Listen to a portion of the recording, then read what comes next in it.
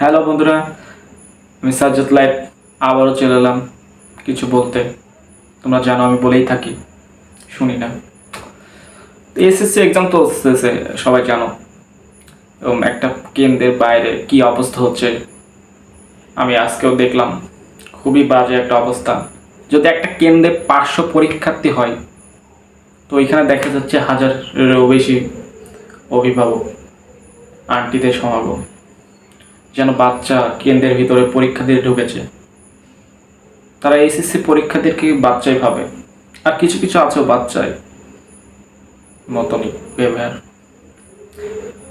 তো আমি দেখলাম এক পরীক্ষার্থী পরীক্ষা শেষ হওয়া মাত্রই কিছু আন্টি কেন্দ্রের বাইরে গেটের সামনে সমাগম করে বলতেছে, আজকে প্রচুর ভিড় হয়েছে, আজকে প্রচুর ভিড় হয়েছে। আরে আপনার জন্যই তো ভিড় হয়েছে আন্টি, আপনাদের জন্যই ভিড় হয়েছে। এবং ওইখানে একটা ট্রাফিক জ্যাম সিস্টেম করে ফেলতেছে। এক আন্টি তার বাচ্চাকে দেখে বলছে, হ্যাঁ বাবু এদিকে এদিকে এদিকে তাকা, এদিকে তাকা। বাবু যখন এদিকে তাকালো, বলে কেমন হলো তোর পরীক্ষা? আরে আন্টি, ও তো 1 মিনিট পরে এখানে আসবে। তখন শুনেন, এত চিৎকার করার কি আছে? না, তার তর্স হয়েছে না, বাচ্চা পরীক্ষা দিতে গেছে, বাচ্চা মানুষ। এদিকে এক আন্টিকে দেখলাম এইভাবে লাফাচ্ছে,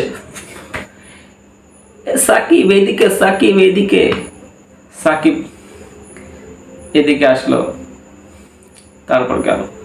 সাকিবকে পাওয়ার পর আরেক আন্টি দেখি একটু বিষণ্ণতায় ভুগতেছে, বলে আমার রাকিবটা কই গেল, ও অনেকই বাচ্চা মানুষ। তা আন্টিকে আমি গিয়ে বললাম, আন্টি ও চলে আসবে, একটু দাঁড়ান। বলে না, ও কোথাও আমাকে ছাড়া ও একা একা কোথাও যায় না।